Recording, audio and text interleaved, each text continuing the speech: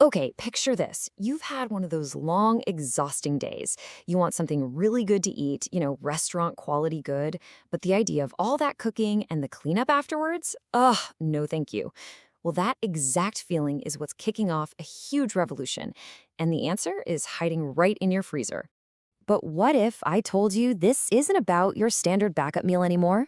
What if frozen food is actually becoming this sophisticated, high quality powerhouse that's not just changing our kitchens at home, but our favorite restaurants too? Let's dig into how this quiet revolution is completely reshaping the food industry. Welcome to Flow Tao Salon. Today, we are diving deep into a massive and honestly a really fascinating shift in how China eats. And it's all thanks to the humble frozen meal. Now, our guide on this journey is an amazing report from the experts over at QinCe Consumer Research. They've done all the heavy lifting and they've given us a super clear window into where this whole market is going. The report really hinges on this one big idea you see right here. It's a bit of a mouthful, but the key words are standardization in chain restaurants and the B2B frozen food market. Honestly, if you can grasp these two concepts, you'll understand this entire revolution. So, where does a revolution like this even start? Well, it's not in some big corporate boardroom or a factory. It starts with us. It starts with a huge change in what we, the consumers, actually want from our food. See, in the past, the goal was pretty simple. Just fill me up. Basic satiety. But today, it's a double whammy. We demand total convenience, and we expect high quality. We're just not willing to trade one for the other anymore. And that shift in our expectations is forcing the entire industry to get creative. So, what are we even talking about when we say frozen foods? Well, the report breaks it all down into three main buckets. You've got your prepared foods, think fish balls or things like that. Then you have dish products, which are basically pre-cooked or almost finished meals. And of course, the classics, flour and rice products like your dumplings and buns. Keeping these three categories in mind really helps you see where all the cool new stuff is happening. And this slide, it shows you exactly what I mean. The market is just blowing up. It's going from traditional staples, like the delicious soup dumplings you see there, all the way to gourmet-style fried chicken that you'd expect to find in a super trendy restaurant. The variety and the quality are just on a whole other level now. Okay, now for the second piece of the puzzle. And you could argue this is the biggest piece. Because while our demands at home are changing things, the real engine, the real growth, is coming from somewhere you might not expect at all, the restaurant industry. And here's the key takeaway. The engine driving this whole boom isn't just us and our kitchens. It's the business-to-business market, or B2B. Just think about it for a second. If you own a big restaurant chain, how do you make sure your signature dish tastes exactly the same in Beijing as it does in Shanghai? The answer is standardization. And frozen food is the perfect tool to make that happen. I mean, look at this process. It all starts with centralized production in one big factory, which makes sure every single piece is identical. Then it gets shipped out through a super reliable cold chain. By the time it gets to the restaurant, the prep for the kitchen staff is incredibly simple. And the result?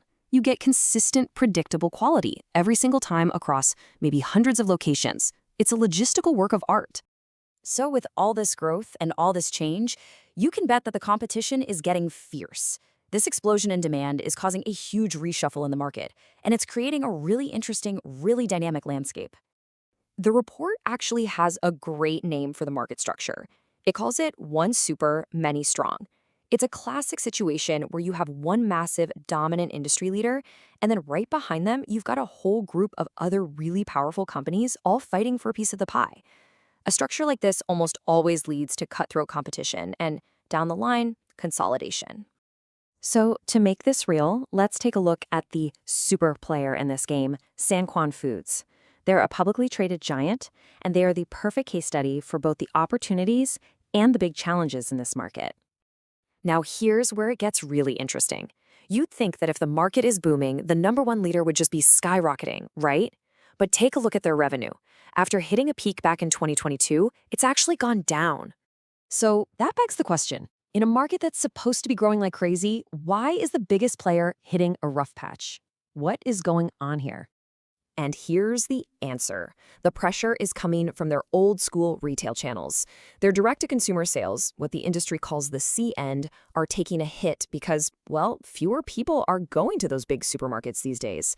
This just perfectly underlines why that B2B restaurant business is so critical for any future growth. Okay, we have covered a ton of ground. So what's the bottom line? Let's boil everything we've talked about down to the 3 core findings that really tell the story of China's frozen food revolution.